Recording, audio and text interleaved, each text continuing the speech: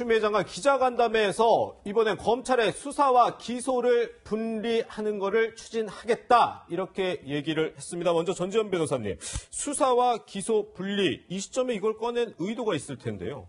네, 추미애 장관께서는 검찰의 내부적 통제를 얘기를 했지만은 네네. 사실 진정성은 느끼지 않습니다. 아, 왜 그런가요? 제 개인적인 생각은 지금 13명에 대한 기소가 이루어지고 이광철 비서관이나 임종석 실장에 대한 그 조사가 남은 시점에서 뭔가 이들의 기소를 막아보자는 하는 정치적인 의도가 있지 않는가. 추미애 장관은 법무부 장관에 취임한 이래부터 무슨 항명 얘기라든지 계속 친문을 향해서 나를 도와주세요 하는 어떤 정치적인 이벤트를 해왔다고 저는 생각을 하거든요. 법무부 장관으로서의 역할이 아니라 당 대표로서의 역할을 해왔는데 이번에 저 수사권과 기소권의 분리 얘기도 그런 연장선상이라고 봅니다. 네, 교수님 그런데 이번에도 그러니까 공소장 비공개에 이어서 수사와 기소 분리하는 방안에 대해서도 그 시점이 좀 문제인 것 같아요. 그러니까 일각에서는 그러니까 청와대 선거개입 의혹을 받고 있는 임종석 전 대통령 비서실장이 그 첫 시험대가 될 수 있다 이런 얘기도 나오고 있거든요. 근데 뭐 그렇게 하기는 좀 부담스럽지 않겠어요? 이게 이제 법령도 제정을 해야 되고 정비를 해야 되는 상황이거든요. 그러니까 이걸 당장 시행할 수 있는 사안은 아니고 제가 볼 때는 이제 논의도 해야 되고 법적인 제재 정비 장치도 해야 되고 이런데 또 이걸 만약 임종석 뭐 이제 언제 조사가 될지 기소가 될지는 모르겠습니다만 그 과정까지 적용하기는 부담이 될 가능성이 있다는 생각이 들어요. 왜냐하면 괜히 그것 때문에 했다고 하는 지금 얘기했듯이 오해를 불러일으킬 수 있지 않습니까? 그러니까 추미애 장관이 얘기했듯이 이제 검찰의 기소권이 너무 남용될 수 있는 우려가 있는 부분을 좀 견제하는 장치를 두자. 그러니까 수사하고 기소하는 사람들을 따로따로 둬서 논의해서 이게 정말 기소할 만한 사안인지 하는 부분을 좀 검토해보자. 이런 차원에서 얘기했다고 저는 보는데 그래서 이걸 가지고 만약에 이제 지금 뭐 야권에 추측하는 것처럼 몇몇 지금 수사 대상에 있는 사람들이 기소에 영향을 미치겠다. 그러면 이제 그건 논란이 될 수밖에 없죠. 그래서 그걸 피하지 않을까 저는 개인적으로 그런 생각이 들어요. 그래요. 어쨌든 지금 이 수사와 기소 분리에 대해서 상당히 지금 갑론을박이 벌어지고 있고 일각에서는 굉장히 큰 비판을 하고 있는 와중에 이 추 장관에게 공개적으로 박수를 보낸 사람이 있습니다. 바로 전임 법무부 장관 조국 전 장관인데 변호사님 SNS 봤더니 검찰 내부에서 수사와 기소 주체를 조직적으로 분리하여 내부 통제하는 건 매우 의미 있는 시도다. 추미애 장관에게 박수 보낸다 이렇게 얘기를 했더라고요. 네, 뭐 어느 한 평면만 보면은 그렇게 생각할 수도 있죠. 조국 장관께서도 검찰 개혁을 늘상 얘기해 오셔왔고 검찰 내에서 외부적인 견제뿐만 아니라 내부적인 통제도 분명 의미가 있는 일이라고 생각합니다. 다만 여기서 맹점이 뭐냐면은 지금 검찰의 직접 수사 범위가 축소됐단 말이에요. 권력형 비리라든지 선거사범 이런 범위로 축소가 됐다면은 수사권과 기소권을 분리하는 내부적인 통제는 어떤 민생 범죄보다는 권력형 비리에 국한된 얘기가 됩니다.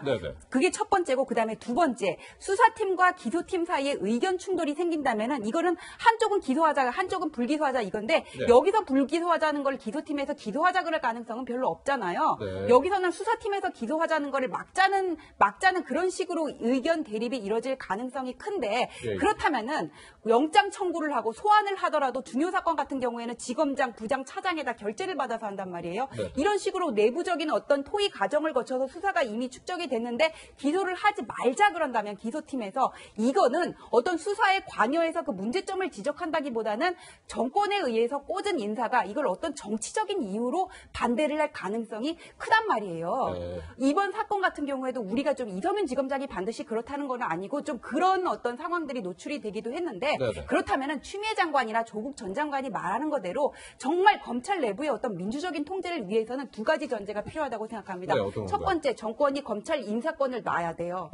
그렇지 않고 나서 이걸 수사권과 기소권을 통제하겠다 그러면은 권력형 비리 수사한 거 기소를 막겠다는 그런 취지로 이게 남용이 될 수가 있어요. 그다음에 두 번째, 수사권과 기소권을 굳이 분리를 하겠다면은 공수처에서도 똑같이 해야 되거든요.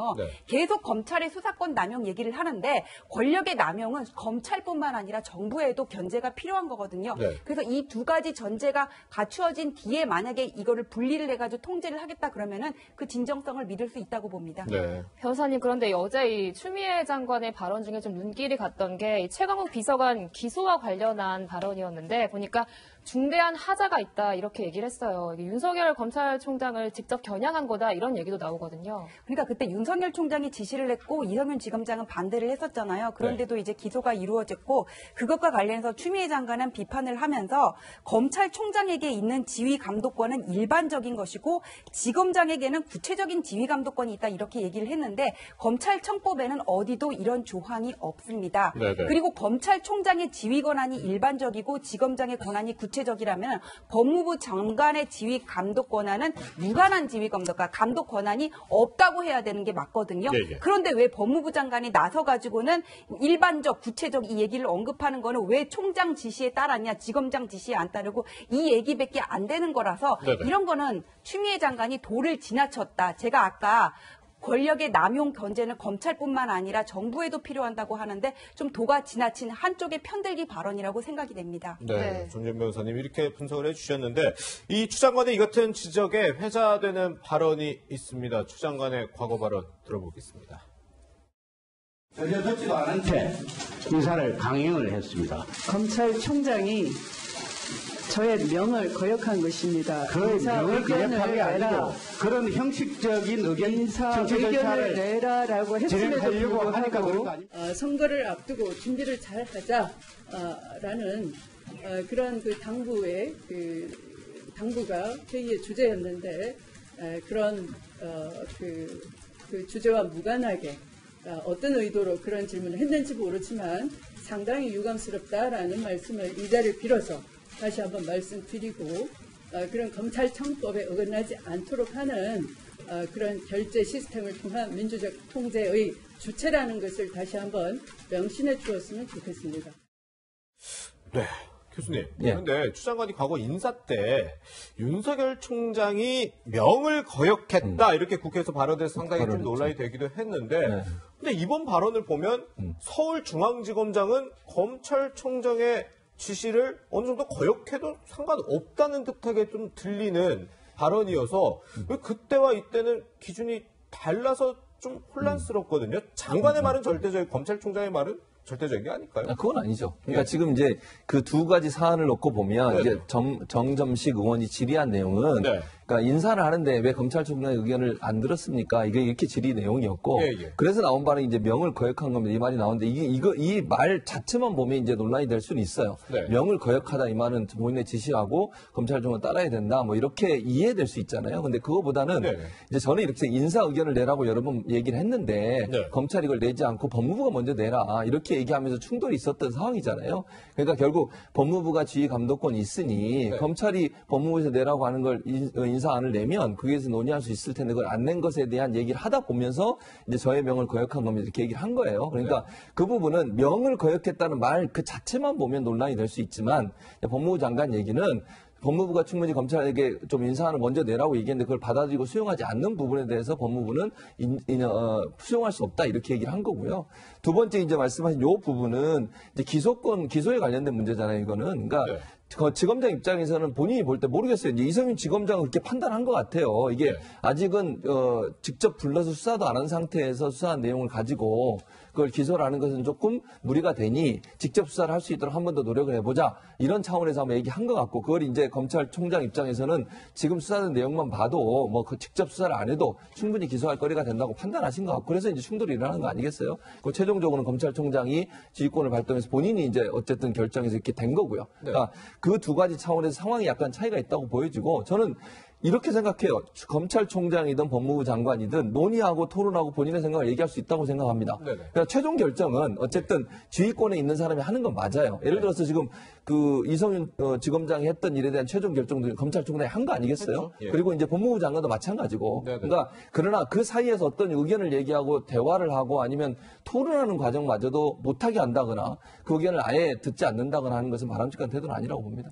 네, 변호사님까지 여쭤볼게요. 사실 추미애 장관이 상명하복 문화에서 벗어나라 이런 얘기를 하기도 했는데 이 문찬석 지검장의 발언이 뭐 적절하지 않았다고 생각하시는지. 그 문천석 광주지검장이 이제 대검 간부회의에서 21대 총선을 앞두고 이제 그 윤석열 총장이 주재하는 회의가 있었는데 거기서 광주지검장이 이성윤 지검장한테 총장의 말을 3번이나 그렇게 거역을 하는 게 위배를 하는 게 말이 되냐 지금 이 부분을 얘기를 했다고 하는데 교수님이 말씀하셨던 것처럼 검찰 내에서도 여러 가지 의견이 나올 수 있는 거 아닙니까? 그리고 네네. 광주지검장이랑 중앙지검장은 또 직위상 동급이거든요. 그 자체가 뭐 부당하다고 생각하지는 않습니다. 그다음에 여기서 문제는 뭐냐면은 이성윤 지검장의 당시 행동이 어떤 무슨 여러 의견이 나올 수는 있지만 그 차원을 떠나서 검찰 내에서 설득력을 못 얻고 있는 것 같아요. 왜냐하면은 그 당시 이분이 뭐라 그러냐면은 최강욱 비서관 소환해가지고 기소하는 거 관련해가지고는 법무부를 통해서 소환하는 방법을 얘기를 하겠다고 하는데 법무부를 왜 수사에 개입시키니까 가서 물어보고 소환을 하겠다는 건지 그 수사 소환을 하겠다는 얘기밖에 안 되는 거거든요. 그다음에 이분이 그 13명 기소를 하는 것과 관련해서도 대검 간부 회의를 할 때 다른 모든 사람이 찬성을 하는데 혼자서 반대를 했다는 거 아니에요. 몇만 페이지 수사 기록 가지고 검토를 하면서 이런 부분들에 미루어서 볼 때 검찰 내에서도 이성윤 지검장의 그런 행동들이 설득력을 가지고 있지는 못하다고 봅니다. 그렇군요. 네, 어제 기자간담회 자리에서는 최근 논란이 되고 있는 청와대 선거 개입 의혹 공소장 비공개에 대한 추 장관의 입장도 나왔습니다. 한번 들어보시죠. 나쁜 관행이 뭐냐 하면 국회는 이 상권 분립 아래에서 그 대정부 견제의 권한으로서 자료 요구를 하고 원래의 목적 취지를 벗어나서 이제 그 언론을 통해 일반에 그냥 무차별적으로 공개돼서 무죄 추정의 원칙이나 이런 이 사건 관계인 인권 보호가 다 깨지게 되는 것이죠. 그냥 단순 알 권리보다 조금 이따 알아도 될 권리가 어떻겠느냐 하는 의견도 있어요. 네. 그 사이에 왜냐하면 그 관계인의 인권은 그러니까 방어권 하나도 없이 다 피해를 보는 거니까 그렇죠. 변호사님, 이 발언도 지금 논란이에요. 저는 알 권리, 국민의 알 권리라는 얘기는 많이 들어봤고 또 기자다 보니까 굉장히 좀 중요한 권리라고 생각하는데 조금 있다가 알 권리라는 걸 새롭게 추미애 장관이 만든 것 같네요. 그러니까 국회가 제출을 요구를 하면은 만약에 내가 지금 이거를 공개 못할 사유가 있으면은 그 사유를 소명을 해야 되는데 그냥 본인들이 70여 페이지 되는 거를 서너 페이지로 줄여가지고 보낸 거잖아요. 네네. 그럼 이거는 조금 이따 알 권리에 대해서 그때 얘기를 안 했었잖아요. 그렇게 문제가 될 거면은 그때 얘기를 했어야지 왜 이제 와가지고 노무현 때 만든 제도다 어쩐다 하니까 이제 와서 조금 이따 알 권리를 얘기를 하는데 네네. 그 자체도 맞지도 않고 이거는 국민의 알 권리에 대한 모독이라고 생각을 합니다. 예. 조금 이따 알 권리가 어디 있어요? 그다음에 조금 이따 알면은 피고인들의 인권 침해가 안 되나요? 네. 추미애 장관이 말이 그냥 계속 그러니까 앞뒤가 지금 꼬이고 억지 수준에 머물고 있어가지고는 사실 이게 논평으로 적합한지도 잘 모르겠습니다. 그렇군요. 네, 교수님 그런데 이제 어제 기자가 이제 추미애 장관에게 질문했던 게, 네. 그러니까 왜 국회에 있을 때는 이 공소장 공개가 잘못된 관행인 걸 몰랐냐 이런 질문을 했거든요. 근데 네. 추미애 장관이 그러니까 유죄 예단을 할 수 있는 자료 제출 요구한 적 없다 이렇게 얘기를 했어요. 이건 네. 어떤 말인가요? 이게 무슨 말이냐면 네. 그 국회에서 여러 번 공소장을 들고서 이제 범죄 혐의인가 공소장이라고 하는 검찰의 일방적인 주장인 거잖아요. 그게 판결이 완전히 난 게 아니기 그럼요. 때문에 예. 그걸 예단할 수는 없어요. 근데 이제 야당 의원들 같은 경우에는 특히 이제 공소장 가지고서 문제가 되는 어떤 고위 관료나 아니면 정부 관계자들에 대해서 막 질책하고 질문을 하거든요. 그 상황에서 이제 공소장이 활용된 경우들이 많이 있었어요. 민주당이 야당일 때도 그런 적 있죠, 많이. 그리고 국정농단 사건 같은 경우도 사실은 공소장 가지고서 문제를 삼고 그걸로 이제 증인들을 불러서 추궁하고 이런 장면이 있었죠. 그걸 이제 물어본 거예요. 네. 그랬는데 거기에 대해서 이제 제 기억으로는 유죄 예단을 할 수 있는 자료 제출을 요구한 적이 없다고 하니까 잘 모르겠습니다. 추미애 장관이 그렇게 하셨는지는. 근데 본인은 그렇게 얘기하시는 것 같아요.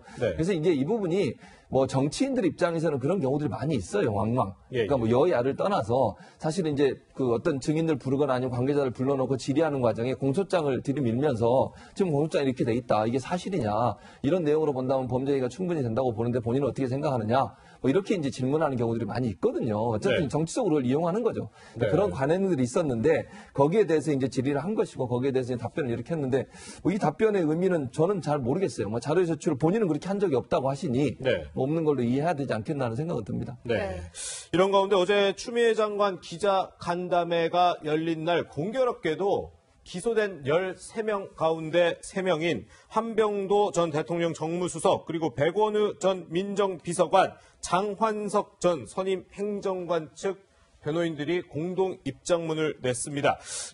촛불혁명 정부의 주요 인사가 결코 선거 결과를 왜곡하지 않았다. 뭐 이런 내용이 담겼는데 뭐 기소 후에 이렇게 아직 재판 전인데 공개 비판하고 이런 입장문이 나오는 경우 좀 드물었던 것 같은데요. 아니 그리고 드물고 재판에서 얘기를 해야지 왜 외부적으로 언론 플레이를 하는지도 모르겠고 네. 제가 어제 아침에 이 입장문을 봤거든요. 예. 근데 이거 왜 냈는지 모르겠어요. 정치 선언문이라고 하기에도 그냥 뭐 고래고기 때문에 갔다 아니면 촛불 정부는 선거 개입을 하지 않는다는 기존 청와대의 입장을 앵무새같이 되풀이한 거에 불과하고 법리적으로 볼 때도 그냥 검찰의 공소장을 보면서 끄적끄적거린 초안 정도에 불과합니다. 완성도가 떨어지는 이런 성명문을 왜 냈는지 이해가 안 되는데 하나하나 예를 들어볼게요. 네네. 여기서 변호인들이 뭐라 그러냐면 공소장 일본주의를 얘기하면서 대통령에 대해서 언급한 거를 얘기를 했는데 대통령에 대한 언급 서두에 나왔는데 공안 사건에서 사건의 경위 말하면서 이렇게 판결문의 내용을 발췌하는 경우가 많고 네. 여기서 지금 대통령이 기소 대상입니까? 대통령에 대해서 유죄 예단을 갖게 해요. 공소장 일본주의 위반이라는 말 맞지 않고요. 네네. 그다음에 하명수사 얘기를 하면서 송철호로부터 황운하로까지 어떻게 이 사람들이 다 모여서 암묵적으로 공모를 냈냐고 하는데 그 사이사이의 연결고리는 이미 다 드러났거든요. 송철호가 문 행정관한테 첩보를 제시를 하고 백원우가 박형철한테 이첩해달라 그러고 이런 연결고리가 다 나왔고 황운하 청장이 부임한 이후로 수사팀을 교체를 하고 수사 지시 방향이 바뀐 것도 이미 다 언론에 드러난 사실이고요. 네네. 그다음에 고래고기 때문에 갔다고 얘기를 하는데 고래고기 때문에 갔다고 하는 비서관 한 분은 안타깝게도 고인이 되셨지만은 그분들이 만난 사람이나 간 시기가 과연 고래고기 때문인지 불명하다는 얘기는 이미 언론에서도 한 번 이게 반박이 됐었고요. 네네. 그다음에 네 번째 장완석 행정관은 그 예타 발표를 연기할 권한이 없었다고 얘기를 하면서 네네. 이게 개인의 범죄인지 공모한 범죄인 게 지시를 받아서 한 건지 불명하다고 얘기를 했는데 권한이 없다고 하면서 개인 범죄인지는 왜 언급을 하는지 일단 논리적으로 모순이 되고요. 그다음에 한병도 비서관은 그 송철호 캠프를 몰랐다고 하는데 한병도 비서관이 통화를 컨택을 했던 사람은 임동호 씨거든요. 예. 그러니까 이게 하나하나가 뭔가 법리적으로 얘기도 안 되고 논리적으로도 맞지도 않고 설득력이 없어서 네네. 이거를 왜 굳이 이런 성명서를 냈냐고 생각을 해보면은 예. 공소장이 자꾸 이렇게 회자가 되고 언론에 나오니까 뭔가 자기들도 입장 발표를 해야 되겠는데 네네. 공소장 자체에 어떤 논리적으로 어긋나거나 병립되는 사실이 병존할 수 있는 사실을 찾을 수가 없고 증거는 못 본 상태에서 반박을 해야 되니까는 뭔가 이렇게 허둥지둥하게 된 게 아닌가 싶습니다. 네.